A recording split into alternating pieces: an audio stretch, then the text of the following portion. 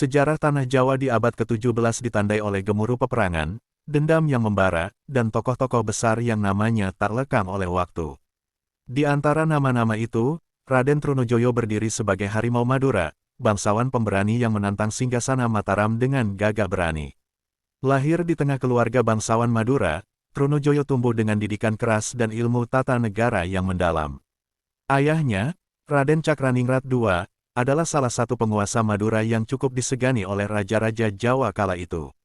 Dari kecil, Trunojoyo sudah terbiasa mendengar bisik-bisik politik, pertikaian antar bangsawan, dan cerita kepongahan Mataram yang kian hari semakin melemahkan rakyat kecil.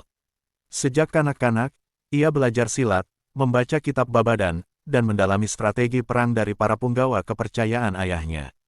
Sifatnya keras kepala, namun adil kepada prajurit. Masyarakat Madura perlahan melihatnya sebagai penerus harapan di tengah kemerosotan moral bangsawan kala itu. Menjelang dewasa, Trunojoyo semakin lantang bersuara. Ia menilai Raja Mataram yang berkuasa kala itu, Amangkurat I, tak lagi memerintah dengan hati rakyat, melainkan dengan tangan besi dan kebijakan yang menguras perbendaharaan negeri. Kekuasaan yang rakus, korupsi di kalangan pejabat, dan tekanan pajak membuat Madura pun gerah di bawah naungan Mataram. Hati Trunojoyo mendidih, ia tahu bahwa kelak, takdirnya akan bertabrakan dengan Raja Jawa terbesar di zamannya. Ketegangan di Madura makin meruncing ketika pamannya sendiri, Cakraningrat II, harus tunduk pada kekuasaan pusat. Trunojoyo yang saat itu masih muda mulai merancang langkah. Ia mulai merangkul para bangsawan kecil, mengumpulkan pengikut setia, dan merajut aliansi rahasia dengan para pemimpin pesisir yang tak puas pada Mataram. Namanya mulai disegani, seorang pangeran Madura yang berani berkata, tidak, pada istana Kartasura.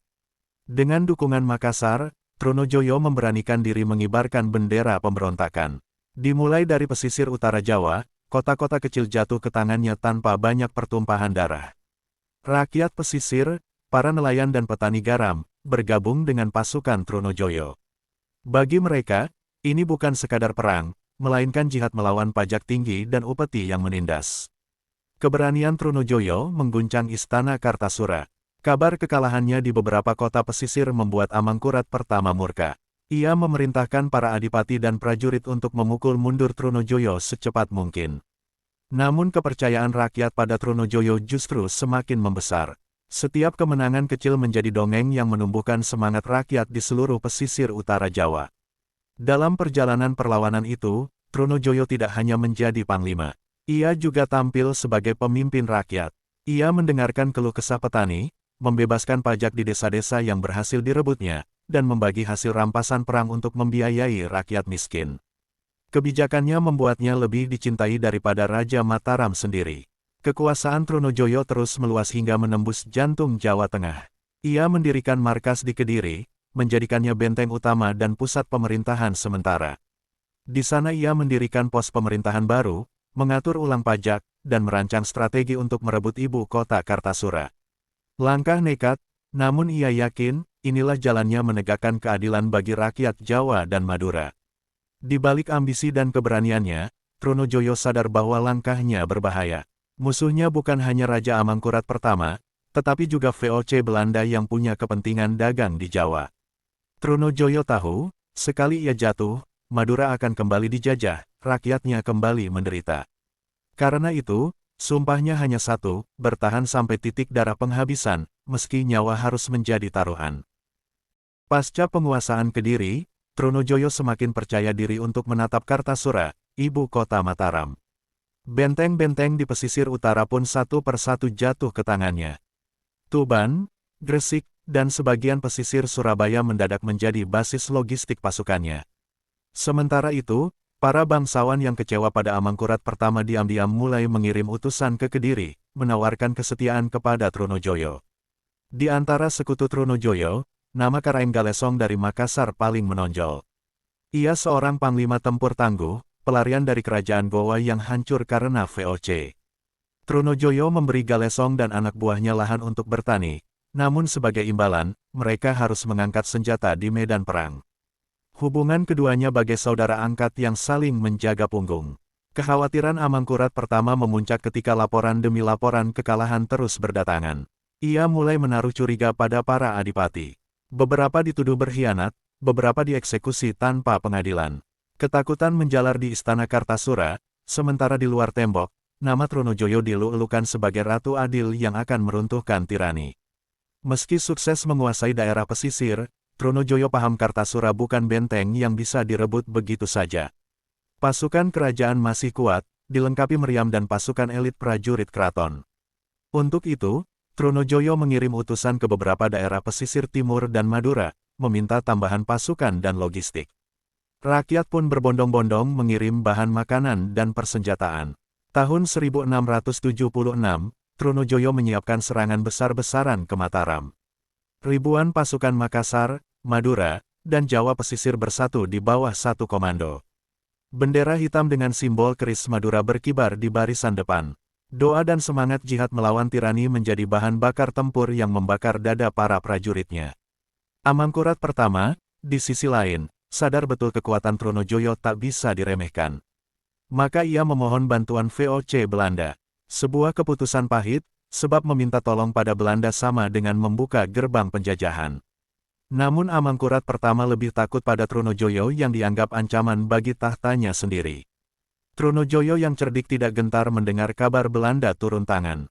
Ia memerintahkan pasukannya memakai taktik gerilya di hutan-hutan dekat Kartasura, menyerang konvoi pasukan VOC, membakar gudang logistik, dan mengadu domba tentara bayaran. Beberapa garnisun Belanda terpaksa mundur ke pesisir karena serangan mendadak yang mematikan. Rakyat Jawa, terutama petani yang tertindas, melihat Trunojoyo sebagai harapan. Di setiap desa yang ia bebaskan, ia angkat lurah baru, menghapus pajak upeti, dan membangun kembali lumbung padi. Orang-orang mulai menyebutnya Sunan Trunojoyo, meski ia sendiri tak pernah memakai gelar keagamaan secara resmi. Kedekatannya dengan ulama dan kiai pesisir membuat pasukan Trunojoyo juga kental dengan semangat agama. Banyak kiai terkenal mendukungnya, menyediakan pesantren sebagai pos logistik, dan menggalang doa bersama. Di medan perang, pekikan takbir selalu membahana, menandakan perang ini bukan sekadar pemberontakan, melainkan perjuangan menegakkan keadilan. Di balik keberhasilan militer, Trunojoyo tetap menjaga hati rakyat. Ia selalu hadir di pasar-pasar, berdialog dengan petani, memberi pengampunan pada musuh yang menyerah. Bagi para prajuritnya, pemimpin seperti inilah yang layak dipertahankan. Di medan laga, ia bertempur di garis depan, pedangnya terhunus, sorot matanya membakar semangat. Tahun 1677 menjadi saksi puncak peperangan antara pasukan Trunojoyo melawan gabungan pasukan Mataram dan VOC. Serangan demi serangan dilancarkan dari Kediri menuju Kartasura. Ratusan prajurit Makassar di barisan depan membobol benteng-benteng pertahanan yang selama ini dianggap mustahil untuk dijebol. Rakyat di desa-desa sekitar turut membantu dengan menyediakan bahan pangan dan informasi jalur rahasia. Mengetahui pertahanan Mataram semakin rapuh, Trunojoyo memerintahkan Karaeng Galesong memimpin serangan ke barat, mendesak Kartasura dari sisi yang tak terduga. Di sisi lain, pasukan Madura dipimpin sendiri oleh Trunojoyo maju dari selatan. Dua arah serangan ini membuat pasukan kerajaan panik dan kehilangan koordinasi. Sementara itu di istana, Amangkurat pertama semakin terdesak. Ia hanya bisa mengandalkan Belanda yang perlahan mulai meminta imbalan lebih besar. Rakyatnya sendiri enggan membantu karena kebijakan pajak yang mencekik dan kebengisan para pejabatnya. Dalam kebingungan, Amangkurat pertama memindahkan sebagian keluarganya ke daerah lebih aman, meninggalkan istana Kartasura dalam bayang-bayang kekalahan. Puncak serangan terjadi pada pertengahan 1677. Pasukan Trunojoyo berhasil menembus benteng luar Kartasura. Kobaran api tampak di beberapa sudut kota. Pasukan kerajaan yang tersisa lari tunggang langgang, sebagian memilih menyerah. Trunojoyo berdiri di gerbang istana, mengenakan baju besi hitam dengan sorban putih di kepala. Sorot matanya memancarkan kemenangan. Tanpa banyak perlawanan berarti, istana Kartasura jatuh ke tangan Trunojoyo. Ia masuk ke dalam istana yang selama ini menjadi lambang keangkuhan Mataram. Singgasana Raja di Balairung Agung kini berada di bawah telapak kakinya. Namun Trunojoyo tidak duduk di tahta itu, ia tahu betul, tujuannya bukan sekadar merebut mahkota, melainkan menegakkan keadilan. Rakyat menyambut Trunojoyo bagai pahlawan. Jalan-jalan Kartasura dipenuhi sorak-sorai. Para abdi istana yang ketakutan diberi ampun. Beberapa pejabat korup dipenjara, sementara rakyat kecil diundang ke Balairung untuk mendengarkan titah sang penakluk. Dalam pidatonya, Trunojoyo berjanji tidak akan memerintah dengan tangan besi seperti raja sebelumnya. Namun di balik kemenangan besar ini, Trunojoyo sadar badai belum berlalu. Amangkurat pertama melarikan diri ke arah barat, meminta perlindungan Belanda secara resmi. VOC dengan licik melihat peluang ini untuk menancapkan kuku penjajah lebih dalam di tanah Jawa. Bagi mereka, pertempuran Trunojoyo hanyalah celah untuk menguasai jalur perdagangan rempah. Trunojoyo berusaha menenangkan rakyat Kartasura dan membangun kembali istana agar dapat berfungsi sebagai pusat pemerintahan baru. Ia juga mengirim utusan ke daerah pesisir, memastikan jalur perdagangan aman, pasar beroperasi, dan pajak rakyat dipangkas. Kedamaian sementara berhasil ditegakkan di jantung Mataram, meski awan gelap belum sepenuhnya sirna. Para penasihatnya mendesak agar Trunojoyo menumpas sisa pasukan Mataram di luar kota. Namun ia lebih memilih memperkuat pertahanan dalam kota, membangun aliansi dengan pemimpin lokal, dan menjaga hubungan dengan ulama. Baginya, rakyat yang damai adalah benteng paling kokoh untuk menghadapi pasukan Belanda yang sewaktu-waktu datang menggempur. Di malam-malam sunyi, Trunojoyo duduk di pendapa istana Kartasura. Pandangannya menembus pekatnya malam, pikirannya merangkai strategi melawan Belanda. Di hatinya terbersit keraguan, apakah rakyat Jawa sanggup bertahan menghadapi musuh yang licik dan bersenjata lengkap. Namun sumpahnya tetap sama, lebih baik mati di medan perang, daripada tunduk pada tirani dan penjajahan. Berita jatuhnya Kartasura ke tangan Trunojoyo tersebar cepat ke seluruh Jawa. Bagi rakyat pesisir, ini pertanda zaman baru akan lahir. Namun bagi Belanda, ini adalah ancaman besar. VOC tidak hanya kehilangan jalur rempah yang selama ini dikendalikan melalui Mataram, tetapi juga menghadapi kekuatan rakyat yang terorganisir di bawah panji seorang bangsawan pemberani. Di Batavia, para pejabat tinggi VOC segera mengadakan pertemuan darurat. Mereka tidak bisa membiarkan Kartasura dikuasai Trunojoyo lebih lama. Diputuskanlah untuk mengirim armada bantuan yang lebih besar, dilengkapi pasukan bersenjata api dan artileri. Komandan Cornelis Spilman ditunjuk sebagai pimpinan ekspedisi militer ini, membawa mandat penuh menumpas pemberontakan. Sementara itu, Amangkurat pertama yang lari ke arah barat terus mengirim utusan ke Belanda. Ia merayu VOC dengan imbalan monopoli dagang dan penyerahan pelabuhan strategis di pesisir Jawa. Bagi Amangkurat pertama, lebih baik menukar tanah Jawa dengan Belanda, asalkan tahtanya bisa kembali direbut dari tangan Trunojoyo. Di Kartasura, Trunojoyo sibuk menata pemerintahan baru. Ia mengangkat para pemimpin rakyat yang jujur untuk menduduki jabatan penting. Ia pun mendirikan Dewan Penasihat yang beranggotakan ulama, bangsawan, dan perwakilan rakyat. Langkah ini membuat kepercayaannya di mata rakyat semakin kokoh, tetapi juga membuat VOC semakin gelisah. Tidak hanya di dalam istana, Trunojoyo juga memperkuat hubungan dengan para ulama. Ia tahu, restu spiritual dari para kiai dan penghulu desa sangat penting untuk menjaga semangat rakyat.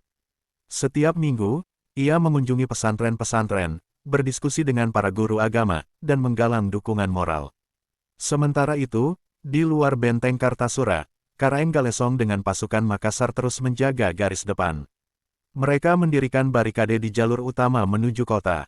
Pos-pos pengintai dibangun di bukit dan hutan, agar serangan mendadak dari pasukan Belanda bisa dideteksi lebih awal. Galesong berjanji pada Trunojoyo, selagi ia hidup, Kartasura tidak akan jatuh dengan mudah. Persiapan perang besar pun dilakukan. Pandai besi di desa-desa sekitar bekerja siang malam membuat keris, tombak, dan senapan lontak. Perempuan dan anak-anak membantu menyiapkan logistik, nasi bungkus, umbi-umbian, air minum. Rakyat seolah siap mati bersama Trunojoyo demi membela tanah leluhur mereka. Di sela persiapan perang, Trunojoyo tetap meluangkan waktu mendengar keluhan rakyat. Setiap sore, ia membuka pendapa untuk siapapun yang ingin mengadu. Petani, pedagang, bahkan buruh pelabuhan bebas masuk mengutarakan permasalahan. Pemimpin seperti inilah yang membuat rakyat bersedia bertaruh nyawa demi mempertahankannya. Di kalangan rakyat, kisah Trunojoyo menjelma menjadi legenda hidup. Anak-anak desa bercerita tentang keberaniannya menantang Raja Lalim. Para ibu menidurkan anak mereka dengan kisah Trunojoyo yang menebas kebohongan penguasa. Nama, Sunan Trunojoyo, makin akrab di lidah, meski ia sendiri tak pernah mengaku sebagai wali. Dalam hatinya, Trunojoyo paham benar, perang besar kali ini berbeda. Musuhnya bukan hanya Raja Jawa yang tamak, tetapi juga kekuatan asing dengan meriam dan bedil. Namun semangatnya tak surut. Baginya, selama rakyat bersatu, sebesar apapun kekuatan penjajah, tanah Jawa akan tetap bebas dari belenggu ketidakadilan.